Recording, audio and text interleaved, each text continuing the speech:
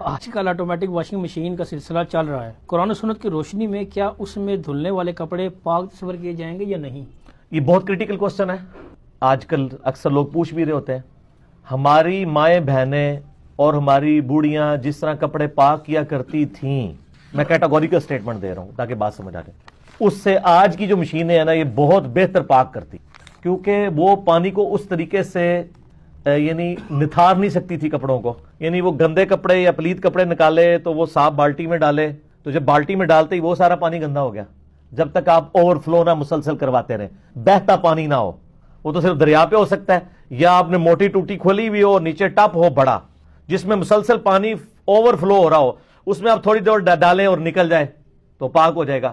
لیکن اتنا پانی لوگوں کے پاس کہاں ہوتا ہے. لوگ عموماً گھروں میں کیسے کرتے ہیں، پلید کپڑے پاک پانی میں ڈالے، وہ ڈالتے ہی وہ پانی پلید ہو گیا، تو اب وہ پاک کیسے ہوں گے؟ پانی کی تو قلت ہے. وہ 3 بار ایسے کرتے ہیں، لیکن آپ حنفیوں سے پوچھیں وہ کہیں گے یہ ناپاک ہی ہیں. وہ کہتے ہیں اوور فلو کرائیں، مسلسل اوور فلو. تو اس اعتبار سے تو حنفیوں کی بھی جو گھر کی عورتیں آج تک کپڑے ناپاک ہی رکھے ہیں انہوں نے، ان کے ڈاکٹرائن میں. میرا معاملہ الگ ہے، وہ بعد میں بتاتا ہوں آپ کو. تو کپڑے دھونا یہ بہت ٹائم کنزیومنگ ہے. یہ ٹائم بچوں کی تربیت، ان کی تعلیم پہ عورتیں لگا سکتی ہیں، اور تھکاوٹ سے بچ کے بعد میں اپنے خامند کو بھی ٹائم دے سکتی ہیں. جو پوری دن کی تھکی ہوئی عورت ہو، ٹھیک ہے نا، وہ تو کہے گی مجھے بسترا ملے اور میں خراٹے لوں. ظاہر ہے کس طرح وہ ٹائم دے سکتے. تو وہ اس میں زیادہ فٹیک والا یہ کام ہے. تو میں یعنی اس ویڈیو کی وساطت سے ان مردوں سے جو افورڈ کر سکتے ہیں، میں ان کو ریکویسٹ کروں گا کہ اپنے گھروں میں آٹومیٹک مشینیں ضرور لگوائیں. میرے گھر میں ابھی تک نہیں ہے، مطلب میری کوشش ہے کہ ہو جائے. تو جو افورڈ کر سکتے ہیں، یعنی سوشلی افورڈ بھی کر سکتے ہیں اور فائنینشلی بھی. بعض صرف فائنینشلی افورڈ کر سکتے ہیں لیکن سوشل بیریئر بہت ہوتا ہے، تو وہ ضرور لگوائیں. کپڑے پاک بھی کریں اور اپنی عورتوں کو فری کریں کہ وہ بچوں کی تربیت کریں ادھر ٹائم لگانے کے. تو یہ کپڑے زیادہ اچھے طریقے سے پاک کرتی ہیں. اس کی وجہ یہ ہے کہ یہ مشین کو جب آپ کنیکٹ کرتے ہیں نا فریش پانی کے ساتھ، تو یہ دھونے کے بعد ایک بار پورا نیا فریش پانی لے کے پھر کھنکال کے اس پانی کو نکال کے پھر دوسری بار پانی لے کے تیسری بار لے کے 3 بار وہ پورے پانی کو نکالتی ہے، جو ایک عام عورت کے لیے فٹیک بہت مشکل ہے. اور یہ تو آج کل کچن میں لوگوں نے لگوا لی ہیں مشینیں. ایک طرف سے کپڑے ڈالیں، دوسری طرف سے خشک ہو کے نکلے ہوئے، ٹھیک ہے، ساتھ ہانڈیاں بھی پکا رہی ہیں اور صرف ڈالنا ہے. اس میں جو فرنٹ لوڈ ہے نا، اس کا تھوڑا سا ایشو ہے کہ بجلی چلی جائے تو مصیبت بڑھ جائے گی، کیونکہ وہ آپ اس کو کھول نہیں سکتے جب تک اپنا ٹائم پورا نہ کرے. ٹاپ لوڈ والی بھی پاکستان میں آئی ہوئی ہیں، زیادہ تر وہی چل رہی ہیں. اس کو آپ کسی بھی وقت روک کے کوئی چیز نکالنی ہے نکال سکتے ہیں. کوئی بیچ میں کوئی 54 58 یا کوئی 5 پیسہ چلا گیا، یا کوئی 5 پیسہ تو ہوتا ہی نہیں آج کل، وہ ایک کوئی سکہ چلا گیا، تو وہ ان کو کھڑ کھڑ آواز آئی ہے تو روک سکتی ہیں. وہ فرنٹ لوڈ والی جو ہے نا وہ تو اپنا ٹائم پورا لیتی ہے. ٹاپ لوڈ والی، میری واشنگ مشین کی کوئی دکان نہیں ہے آٹومیٹک، نہ میں کوئی اس طرح کر رہا ہوں. میں صرف آپ کو بتا رہا ہوں فیسلٹی سے فائدہ اٹھائیں. باقی چیزوں سے بھی تو آپ نے اٹھایا ہوا ہے نا. یہ اس لیے کہ وہ ٹائم کو اللہ کے لیے، اپنی اولاد کو کی تربیت کے لیے یوٹیلائز کریں. تو وہ بڑے اچھے طریقے سے پاک صاف کر رہی ہے. اب رہا یہ پاک صافی والا مسئلہ، سر صحابہ کرام کے زمانے میں تو پینے والا پانی بھی مشکل سے ملتا تھا. اس زمانے میں آپ سمجھیں گے کہ یہ جو فقہ حنفی نے کپڑوں کو پاک کرنے کا طریقہ بتایا ہوا ہے، اس طرح صحابہ نے تو کبھی پاک نہیں کیے، نہ ان کے پاس اتنا پانی تھا. بس پانی لیا، نجاست دور کی. حتیٰ کہ بخاری مسلم میں آتا ہے کہ نبی الاسلام ایک مسجد میں بیٹھے ہوئے تھے، تو ایک صحابی مسجد نبی میں پیشاب کرنا شروع کر دیا. انہوں نے صحابہ کرام اٹھے روکنے کے لیے، آپ فرمایا رک جاؤ. جب پیشاب کر چکا فارغ ہوا تو آپ صلی اللہ علیہ وآلہ وسلم نے اس کو بلایا.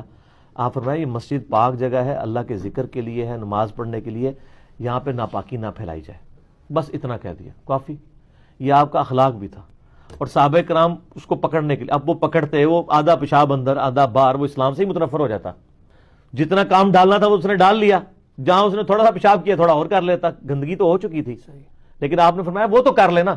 اخلاق سے سمجھایا، اس کو سمجھ آ گئی. ظاہر ہے کہ ہمارا تو بچہ بھی یہ کام نہیں کرے گا. اس وقت تو لوگوں کو نہیں پتا تھا نا کہ بھی مسجد میں، اور مسجد میں قالین بھی نہیں تھے، کچی مسجدیں تھیں، تو نیا نیا اسلام آیا تھا، لوگوں کو نہیں پتا تھا. وہ تو اس کو اسی طریقے سے ایک گھر کی دیوار ہی سمجھ رہے تھے، جیسے مسجد کی دیوار ہے کہ جی خود خشک ہو جائے گی. پھر آپ نے فرمایا پانی کا ایک ڈول لاؤ، اس کے اوپر بہا دو.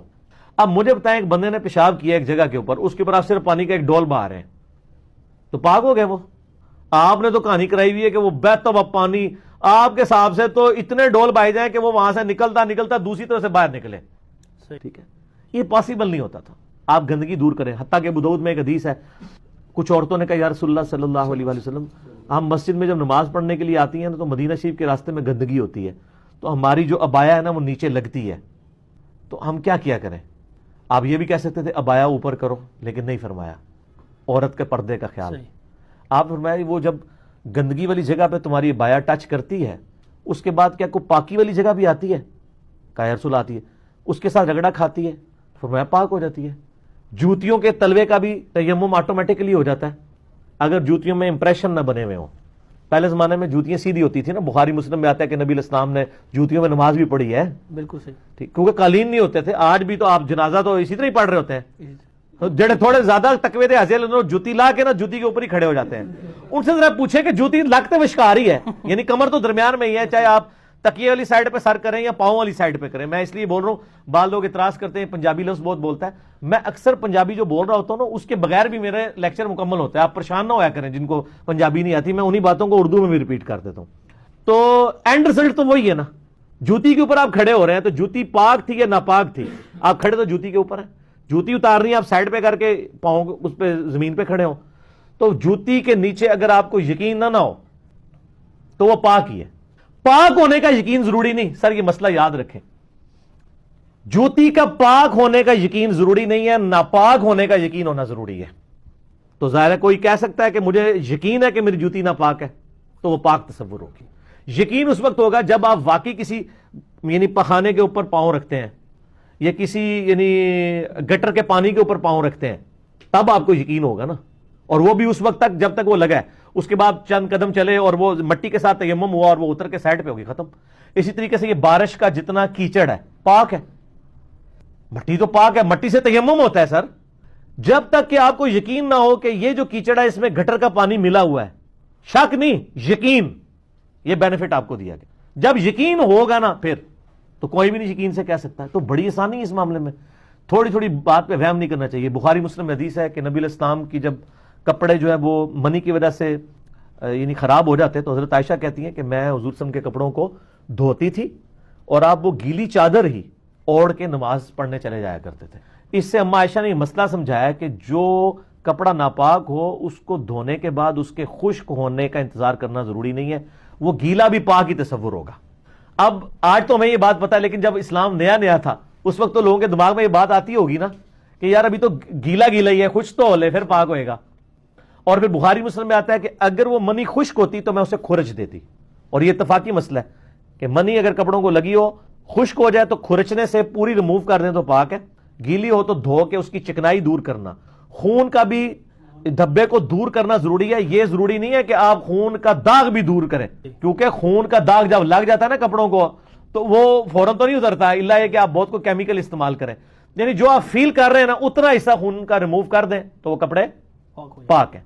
تو کپڑوں کو پاک کرنے کے لیے 3 دفعہ دھونا زیادہ بہتر ہے، ورنہ ایک دفعہ بھی اگر ایسا دھو لیا جائے جس میں سے گندگی ریموو ہو جائے، جس طرح آج کل ہمارے واش بیسن ہیں یا ٹوٹیاں ہیں، کوئی آپ کے کپڑے کو گندگی لگی آپ اتنا حصہ یوں کر کے دھو لیتے ہیں، اپنے پہ چھینٹے نہ پڑنے دیں تو وہ پاک ہو جاتا ہے۔ وہ تو بہتا ہوا پانی ہے، وہ تو دریا کے پانی کے حکم میں ہی آئے گا، لیکن ٹب میں نہیں کریں گے، لوٹے میں نہیں کریں گے، ورنہ وہ لوٹے میں ڈالتے ہی لوٹے کا پانی بھی پلید ہو جائے گا۔ یہاں میں ایک مستعمل پانی کا مسئلہ بھی بتا دوں، بخاری مسلم میں حدیث ہے کہ کوئی شخص جب صبح اٹھے ڈائریکٹ پانی میں ہاتھ نہ ڈالے، اسے نہیں پتا اس نے رات کہاں گزاری ہے، پہلے ہاتھوں کو دھوئے۔ ہاتھ دھوئے بغیر آپ ٹب میں یا لوٹے میں پانی میں انگلی نہیں ڈال سکتے، ورنہ وہ پانی مستعمل ہو جائے گا۔ مستعمل سے مراد استعمال شدہ، اس پانی سے آپ وضو یا غسل نہیں کر سکتے، استنجا تو کر سکتے ہیں، کیونکہ استنجے میں استنجا کوئی اس طرح کا حکمی نجاست دور کرنے والا معاملہ نہیں ہے، وہ حقیقی نجاست ہے۔ حقیقی نجاست مستعمل پانی سے دور ہو جاتی ہے، لیکن حکمی نجاست وضو اور غسل جو پریکٹیکلی نجاستیں نہیں ہیں، جس کا وضو نہیں ہے تو وہ ناپاک تو نہیں ہوتا، نماز کے لیے وہ ناپاک ہے، تو یہ حکمی نجاست کو دور کرنے کے لیے مستعمل پانی نہیں ہونا چاہیے۔ لہٰذا آپ اگر گرم پانی میں کو انگلی ڈال کے نہ چیک کریں، پانی کو آپ علیحدہ سے اس سے نکال کے، آج کل تو ویسے ہی شاور کی وجہ سے آسانی ہوگی ہے تو وہ چیک کریں، شاور میں تو ایسا مسئلہ نہیں ہے۔ تو یہ میں نے ایک مسئلے میں ایک مسئلے بتا دیے ہیں پاک کرنے کے اعتبار سے۔ تو آٹومیٹک جو مشینیں ہیں وہ اچھے طریقے سے پانی پاک کر دیتی ہیں، لیکن اس میں کم از کم 3 دفعہ اس کو آپ اس سائیکل کو ریپیٹ کروائیں، پانی وہ فریش لے، دوسرے کو نکالے، پھر لے، پھر وہ سینٹریفیوگل پروسیس کے تحت کرتی ہے نا، تو وہ سارے کا سارا پانی نکل جائے تو یہ پانی پاک۔ تو ویسے علماء کے آپ ذرا کلپ دیکھیں نا آٹومیٹک واشنگ مشینوں پہ، وہ کوئی سولوشن دیتے ہی نہیں۔